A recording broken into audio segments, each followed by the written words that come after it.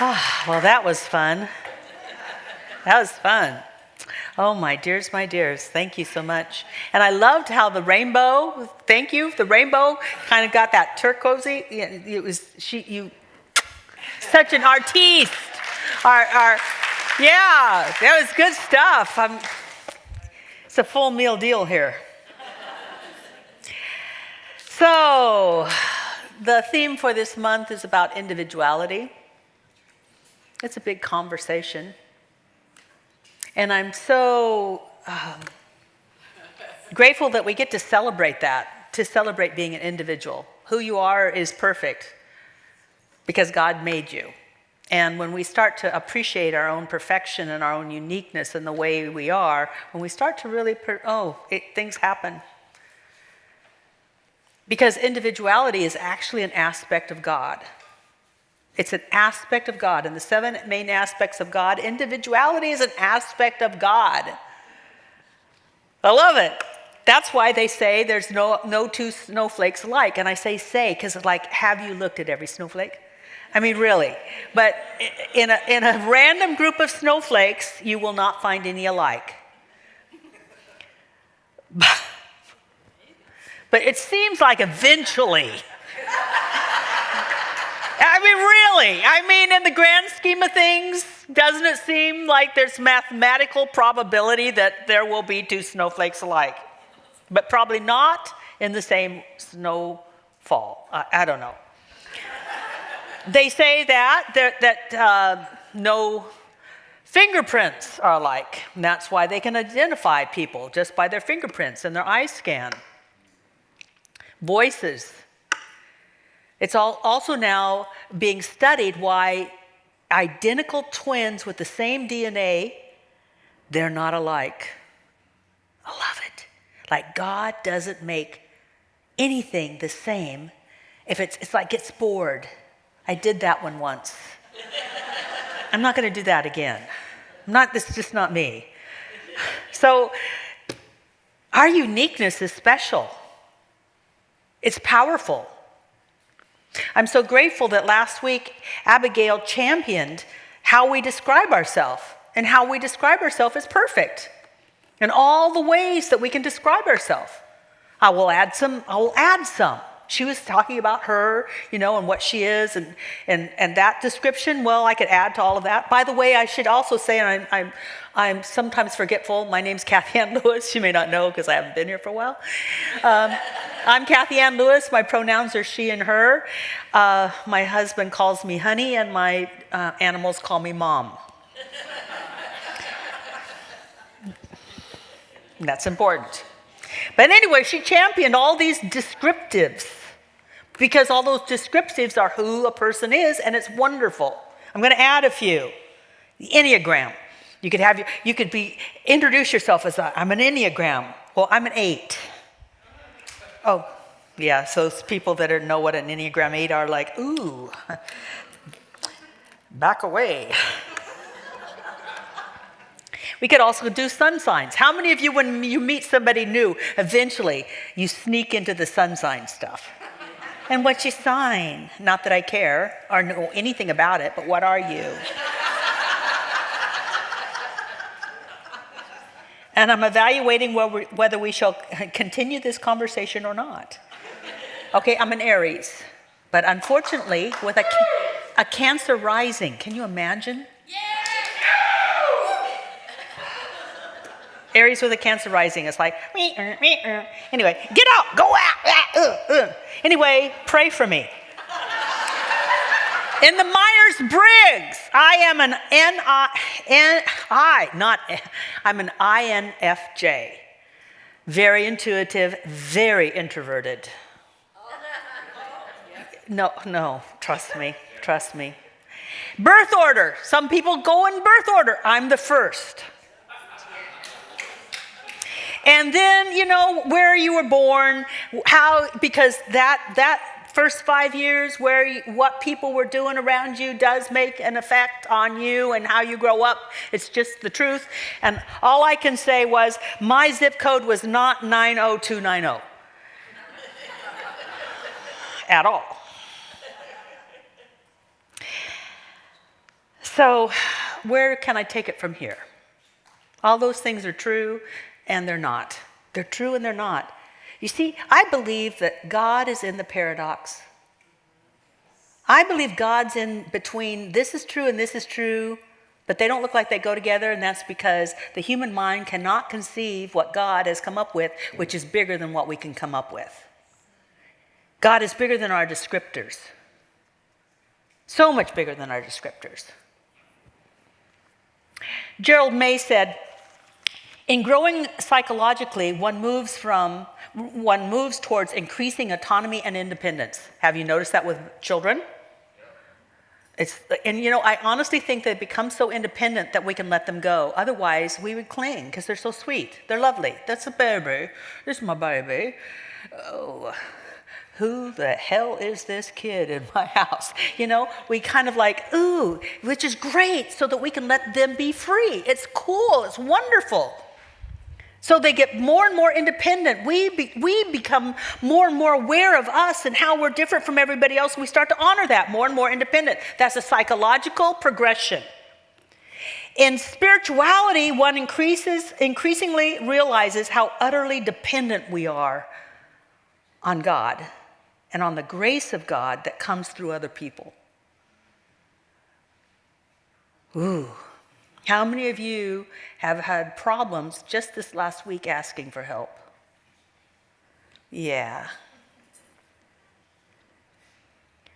We can become so independent, it actually hampers our spiritual development and our ability to know that by the grace of God, help is always available. Unfortunately, it does. Sometimes we want the grace of God to change things. Instead, it says, "Oh, I'll change you if you like," and you go, "I don't know about that." In the 7 main aspects of God, individuality is described as an aspect of God because individuality means. Do you know what individuality means? Undivided, invisible. Indivisible. You can't divide it. God can't be divided. So I tried to explain it this way when I was teaching Beyond Limits. I've got 4 fingers and 2 thumbs because my thumbs don't like to be called fingers. I've asked them. Anyway, so I've got 4 fingers and 2 thumbs, and they are independent of each other.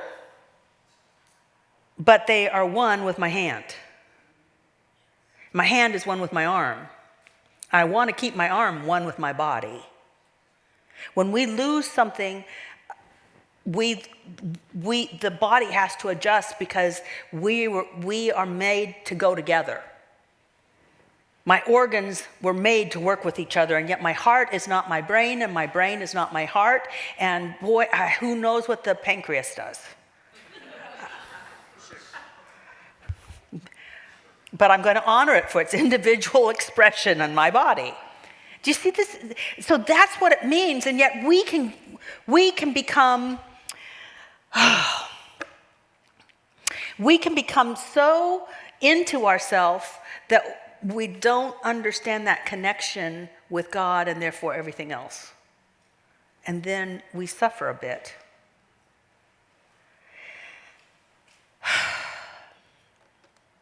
So, as spiritual beings, this was what was given to me, the advice that I've lived with for a long time was given to me by my first practitioner, Reverend Lloyd Tupper. And he said, there's only one thing to do, and that's to heal the sense of separation. To heal the sense of separation forever and forever and forever, amen. And we heal our sense of separation from our Creator and creation, which is all the same thing. Creator is creation. We heal our sense of separation from others. And I'm really getting this. And we heal our sense of separation from all the aspects of ourself that we don't like. Ugh. And our sense of separation from our higher self. And this is what I think, and I'm trying to live into, is if I heal the sense of separation If I start with healing my sense of separation from God, I can heal my sense of separation then from those aspects of myself that I don't like. And then my sense of separation from others starts to dissolve. Because I will always be seeing out there what I'm experiencing in here. Always. So, here's a quote for you. Albert Einstein said that this idea of us being separate from anything is nothing but an optical delusion. Now, wonderful. What? An optical delusion. So who's up for healing your optical delusion today? Okay, you have come to the spiritual optometrist, and we are going to give you a new framework of how to look at things, because why not? And as we do, and I want to say this, I was writing this down last night. Oh no, I did this talk on Thursday. I was writing it and I thought, this is huge. Just as Lloyd Tupper gave me this assignment so many years ago, and I've been working on it, you're not going to leave here and be all, crystal clear vision. This is huge because we were raised to see differences. We were told people were different. We were told this was good and that was bad. We were told that we were, I don't know about you, but I was not raised in a Christian home. Don't get me wrong. But I took myself to church because I had a pull, a yearning to know something. I knew there was a God and I wanted to know about God. So I was taught that we were at the epitome of creation, therefore, everything else was subject to what we wanted to do. Subjugate the earth. Really. That's what I was taught. So for me to shift, that's difficult at times. And I've been working on it. And it's especially difficult when I know these people are full of stuff.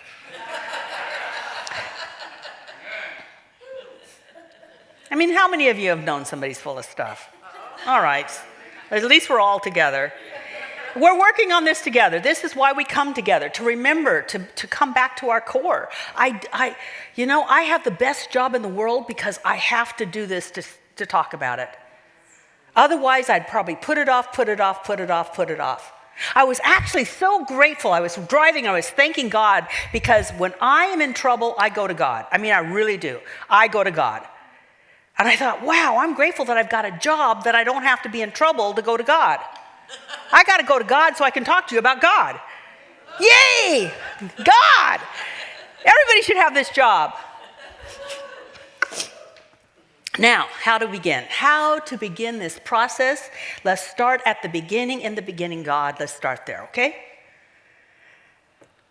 That we are one with our Creator because the Creator is one. And I know we sing the songs, there's only one life. That life is God's life. That life is perfect. I wish I could sing better. Anyway, I could have Sean up here. She'd do a beautiful job of it. So we sing it, it feels good. There's something in our soul that resonates with it. And yet then we can go and believe we're on our own. I read too much.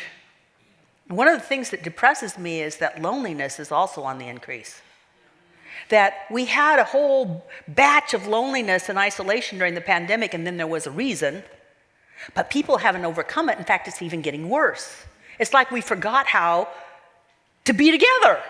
We forgot how to engage. It went away. So, and loneliness leads to all sorts of other problems. Whew. And yet, we're all one. But we're not going to know that until we know we're one with something else, something greater. I love, my grandfather introduced me to ecology even before there was a word that I knew that was called ecology. And he would talk about how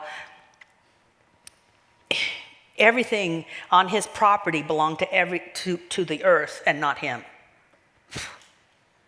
Whoa.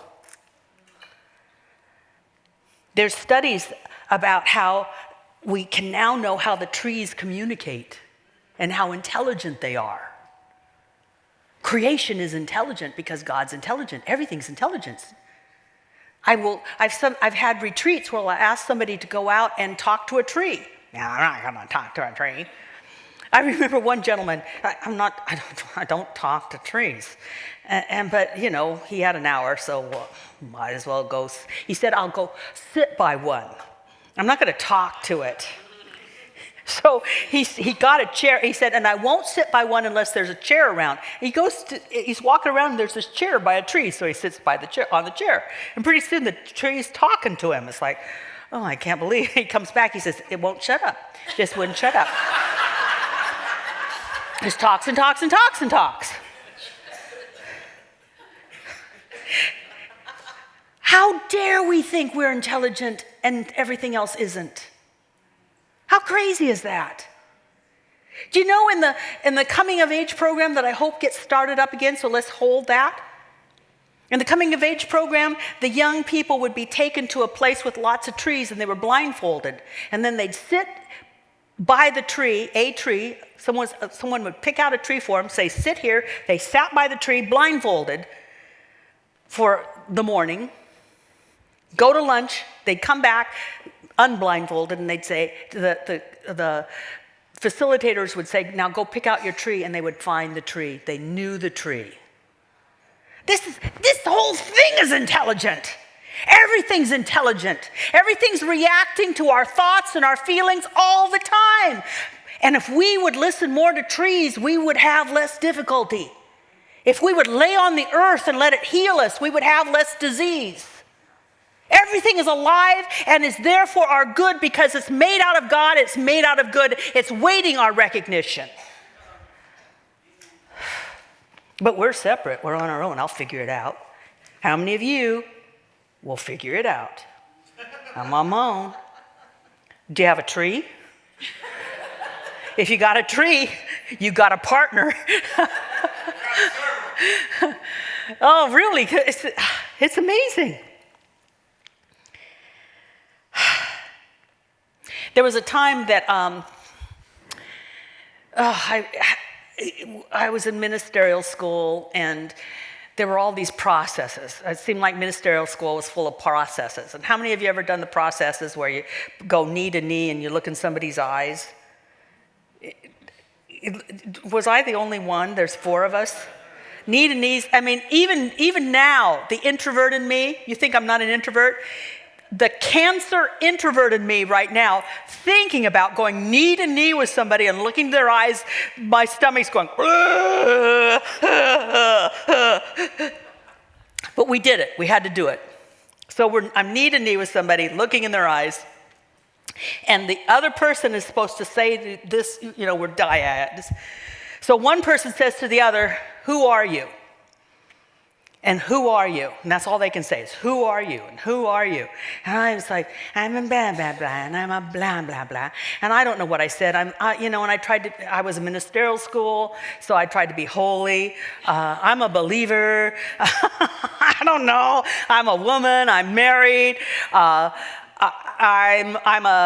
And pretty soon I ran out of stuff, and I'm just like, I just wanted to tear her apart. How many of you were there in the dyad? It's like, will you be quiet, please?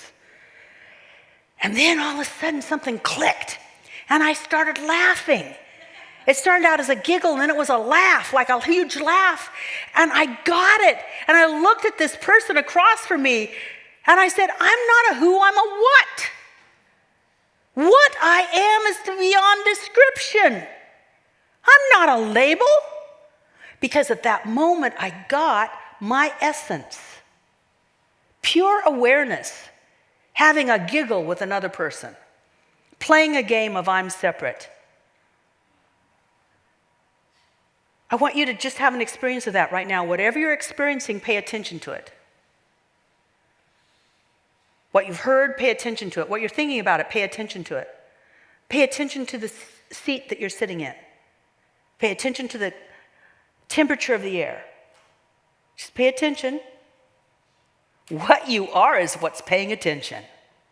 You're not your body sitting in a chair. You're not your thoughts. You're not your feelings. You're not your opinions. You are that which has them. You are a what? An expression of all creation.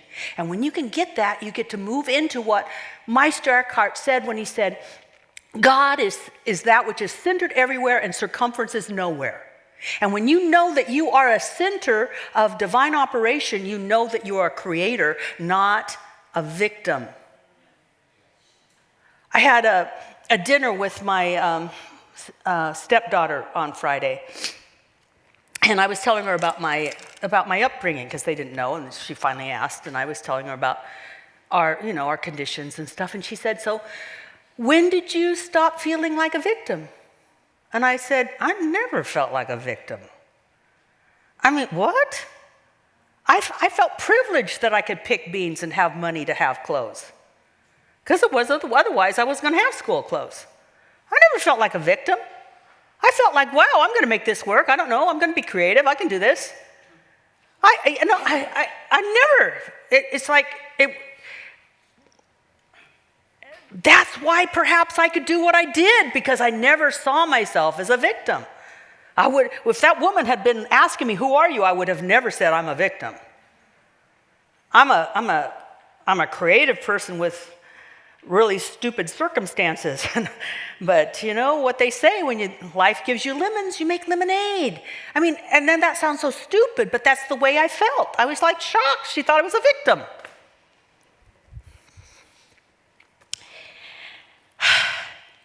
When we understand that we are that which observes, we also can know that we are that which says, let there be. Ernest Holmes said, it's not what you pray to or pray about that's important, it's where you pray from. And when you pray from that place of connection with the infinite, you have resources. You have the intelligence. You already have the answers. The wisdom is available. And if you're not getting it this way, then go lay on the earth. Talk to a tree. It's available. Wow.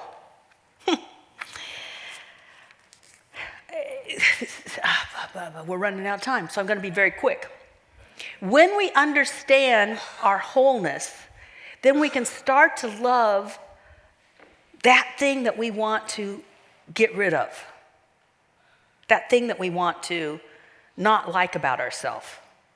And what I'm noticing is that people heal when they love that which they don't like in themselves. So I noticed some of you, when I said I was an introvert, you went, well, because I can do this because I know how long my nap will be this afternoon.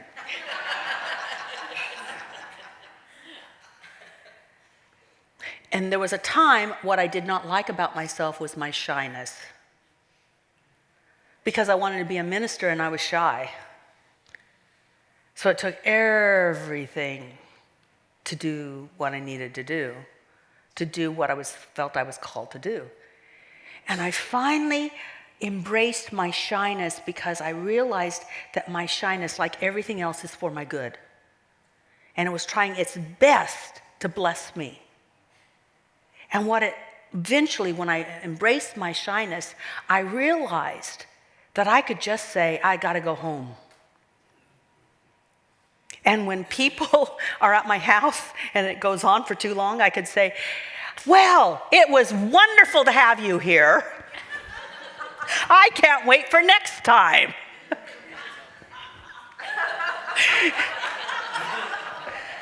Because I was shy and I would avoid people because I didn't know that I would have the guts to say, I need to be alone for a moment.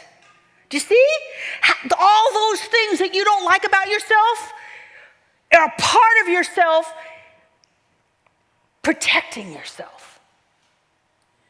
And when you know that, you shall rule your world. It's a promise. And then when we can start to embrace those parts of ourselves, guess what? Then we can start to accept that if this is all one, everything that seems off to us had an original intention of goodness, just like my shyness did. Now, it may have gone amok.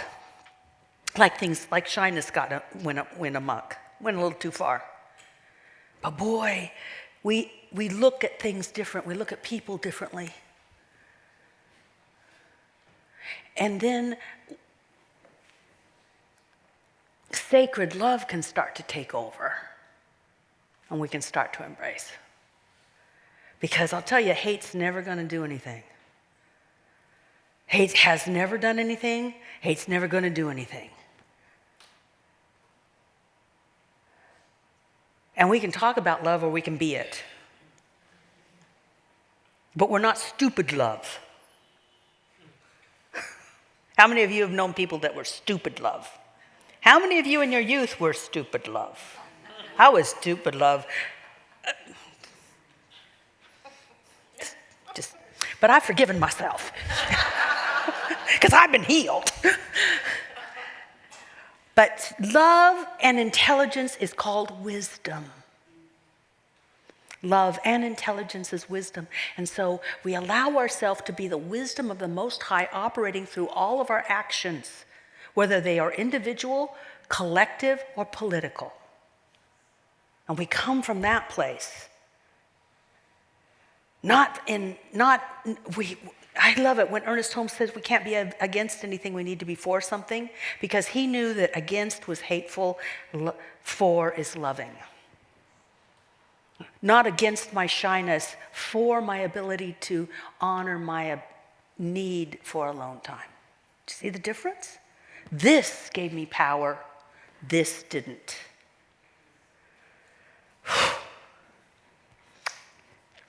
So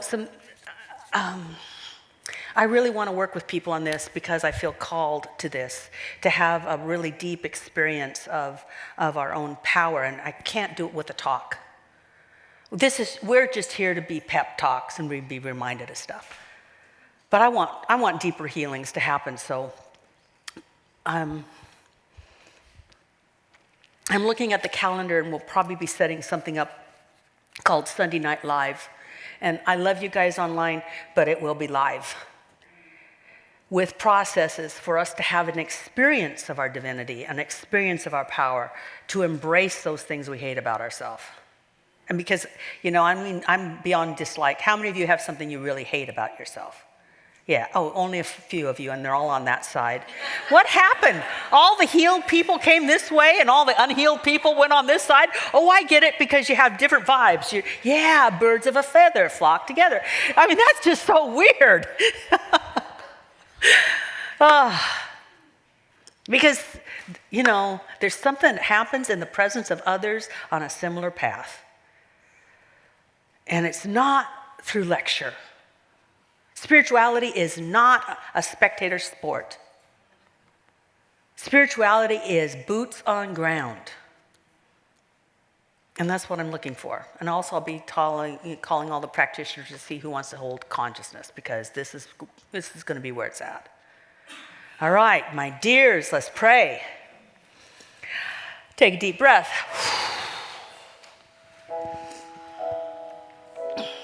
Life is good, has been good, will be good, has all, because God's changed us. And God is good. And it's not even good like we describe good. It's not good like as opposed to bad. No, good is good. Good is so beyond our comprehension. It includes everything, even the gaps in our thinking and the paradoxes in our life. And when we turn to that, we see how things are interconnected, and we allow God to prove itself in us. Woohoo! What a good thing. And so I bless everyone in this room. I bless all the people online. I bless all the people who will watch later. And blessing, all it means is to recognize the good. I'm just recognizing the good that's happening here and know that it will not stop, because any idea that is God is infinite. And so it is.